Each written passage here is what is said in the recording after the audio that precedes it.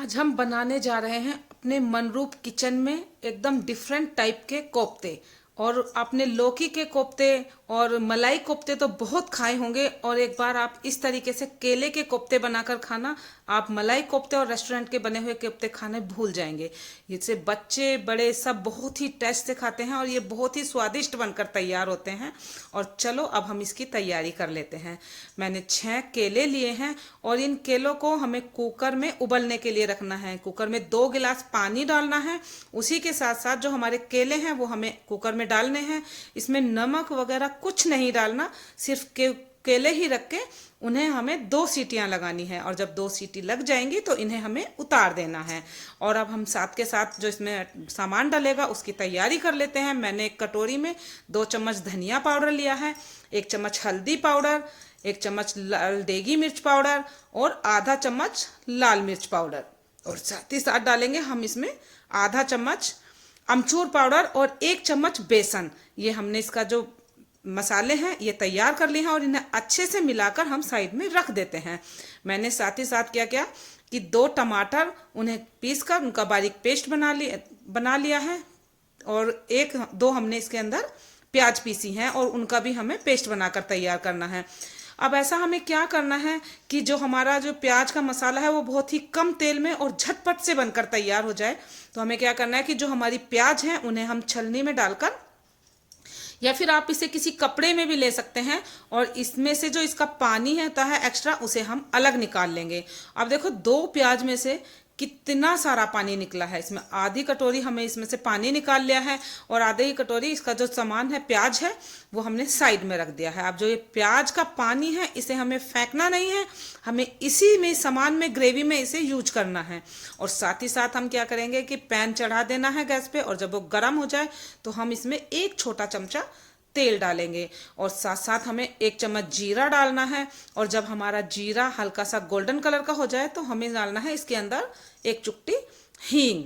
और हींग डालने के बाद जो हमारा प्याज का जो हमारा पेस्ट था उसे हमें इसके अंदर डाल देना है और इसे हल्का सा गोल्डन कलर होने तक हमें अच्छे से मिलाते हुए इसे भून लेना है। और जब तक भूनना है जब तक कि हमारा प्याज का कच्चापन ना निकल जाए।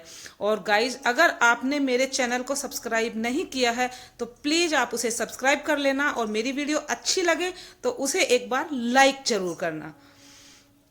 अब जो हमारी प्याज है वो अच्छे से भूनकर तैयार हो गई है। अब जो हमने जो मसाले बनाकर तैयार किया था उसे हमें इसके अंदर डाल देना है और गैस का फ्लेम मीडियम हाई कर देना है, जिससे कि हमारा जो हल्दी और जो बेसन है वो अच्छे से भुन जाए, उसमें बिल्कुल भी कच्चापन ना रहे। और इसी तरीके से मसलते हुए हम इसे बिल्कुल अच्छे से गोल्डन होने तक भून लेंगे। और जब ये भून कर अच्छे से तैयार हो जाएगा तो जो हमारा प्याज का जो हमने पानी निकाल कर रखा हुआ था उसे हमें इसके अंदर डाल देना है और उसे डालकर भी हमें बिल्कुल अच्छे से चलाना है। और जब तक चलाना है जब तक कि हमारी जो ग्रेवी है खूब अच्छे से भुन ना जाए। और जब ये भुनकर तैयार हो जाएगी तो हमने जो टमाटर का जो पेस्ट बनाया हुआ था उसे हमें इसके अंदर डाल देना है। अब जो टमाटर होते हैं वो थोड़ा गलने में टाइम लेते हैं, तो हमें क्या करना है कि टमाटर को इसमें अच्छे से मिलाने के बाद साथ ही साथ हमें डालना है इसके अंदर 1.5 चम्मच नमक। नमक आप अपने स्वाद के अनुसार डालना, जैसा आप कम ज़्यादा खाते हैं उसी हिसाब से आप इसमें नमक डालना। मैंने इसमें 1.5 चम्मच नमक डाला है और इसे चलाकर हम जब तक उबालेंगे जब तक कि हमारी ग्रेवी अच्छे से पक ना जाए। अच्छे से पकाना बहुत ज़रूरी है क्योंकि इसके अंदर हल्का सा बेसन भी है, उसके अंदर कच्चापन नहीं रहना चाहिए। हम इसे ढक के 5 मिनट के लिए हम इसे अच्छे से उबाल देंगे। और साथ ही साथ जब ये हमारा उबल कर अच्छे से तैयार हो जाएगा तो हमें इसके अंदर डालना है 2 गिलास पानी। ग्रेवी जो हमें इसे बनाकर तैयार करनी है कि वो हमें बिल्कुल पतली ही बनाकर तैयार करनी है, एकदम गाढ़ी ग्रेवी नहीं बनानी है। क्योंकि जब हम इसके अंदर कोफ्ते डालेंगे तो कोफ्ते ना इसका जो रस होता है उसे एब्जॉर्ब कर लेते हैं, इसलिए हमें ग्रेवी को पतला ही रखना है। और साथ ही साथ गैस का फ्लेम हम कम कर देंगे और ढककर उसे उबलने के लिए छोड़ देंगे। अब तब तक हम अपने कोफ्ते बनाकर तैयार कर लेते हैं।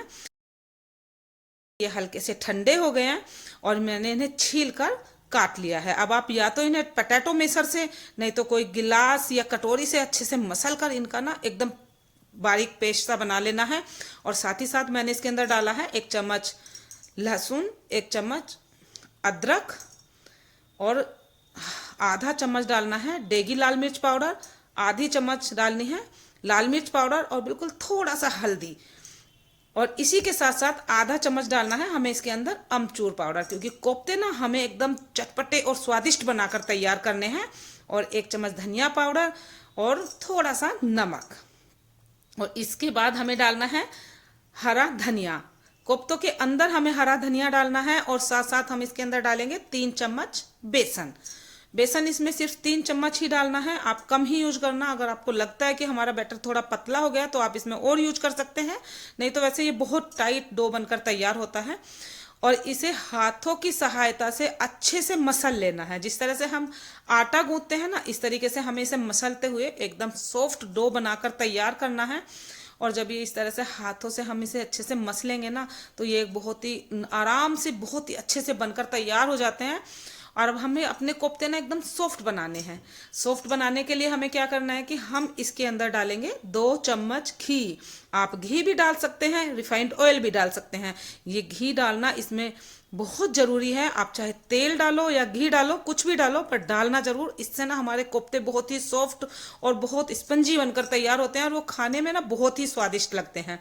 और इस तरीके से मसलते हुए जब ये हमारा डो एकदम आटे की तरह तैयार हो जाएगा, तो हमें क्या करना है कि हाथों पे थोड़ा सा ऑयल लगा लेना है और इनके ना गोल गोल बॉल बना लेनी है।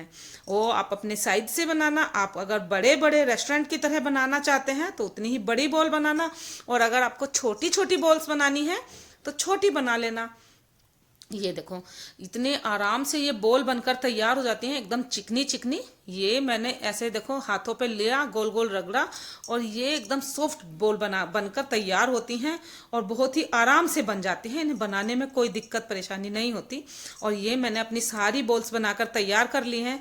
और साथ ही साथ मैंने क्या किया कि 1 चम्मच बेसन अपनी प्लेट में डाल दिया है। और जो ये हमारी बोल है, उन बॉल्स को हम चारों तरफ उस बेसन को लगा देंगे। इससे क्या होगा कि जब हम इन बॉल्स को फ्राई करेंगे तो हमारा ना इन्हें फूटने का डर नहीं हो रहेगा।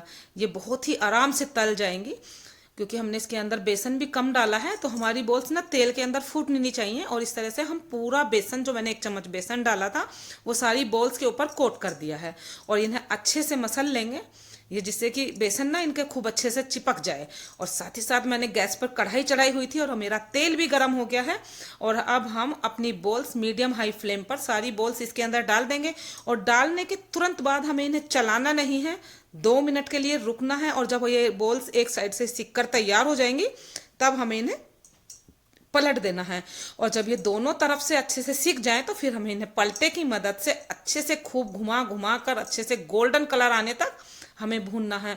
और देखना ना, ये बॉल्स ना इतनी क्रिस्पी और इतनी स्वादिष्ट बनकर तैयार होती है ना, कि अगर आप बच्चों को दो तो सब्जी बनने से पहले ही इन्हें कच्चा खा लेंगे ऐसे ही। और ये चटनी या सॉस के साथ ना इतनी स्वादिष्ट लगती हैं, बहुत ही अच्छी लगती हैं और बहुत ही क्रिस्पी बनकर तैयार होती हैं। अब हमें क्या करना है, जो हमारी बॉल्स हैं उनके अंदर हमें कहीं कहीं पे कोई कोई सुराख बना देना है, जिससे कि जो हमारी ग्रेवी है वो इनके अंदर अच्छे से चली जाए। अब हम अपनी ग्रेवी को देखते हैं। देखो ये मैंने गैस पर उबलने के लिए मीडियम फ्लेम पर रख दी थी और ये बहुत अच्छे से उबल चुकी है। और साथ साथ जो हमने कोफ्ते बनाकर तैयार किए थे वो हम इनके अंदर डाल देंगे। और इन्हें भी डालने के बाद हमें सिर्फ 1 उबाल लाना है। और उबल जाने के बाद ना हमारे कोफ्ते इतने सॉफ्ट बनकर तैयार होंगे, और ये जो ग्रेवी है इसे भी एब्जॉर्ब कर लेंगे। और कुछ टाइम रखने के बाद ये गाढ़ी हो जाती है, इसलिए हमारी जो ग्रेवी है वो हमें थोड़ी पतली ही रखनी है। ये देखो मेरे जो कोफ्ते हैं बनने के बाद कितने मोटे मोटे हो गए हैं फूल के, और ग्रेवी ना एकदम गाढ़ी हो गई है। अब हमारी ग्रेवी एकदम रेडी है। साथ साथ हमें इसके ऊपर डालना है हरा धनिया। धनिया डालने के बाद हम अपनी ग्रेवी कोफ्ते आपको दिखाते हैं, ये एकदम बनकर तैयार हैं। और हमें अब इसकी गार्निश करने के लिए 1 चम्मच आप या तो मलाई ले सकते हो, नहीं तो क्रीम लो और थोड़ी सी इसके ऊपर से डाल दो। और ये इतने सॉफ्ट और स्पंजी और इतने स्वादिष्ट कोफ्ते बनकर तैयार होते हैं कि बच्चे भी ना बहुत ही स्वाद से खाते हैं। और ये देखो कितने सॉफ्ट मेरे कोफ्ते बनकर तैयार हुए हैं। आप भी एक बार इस तरीके से घर पर ये कोफ्ते जरूर बनाना।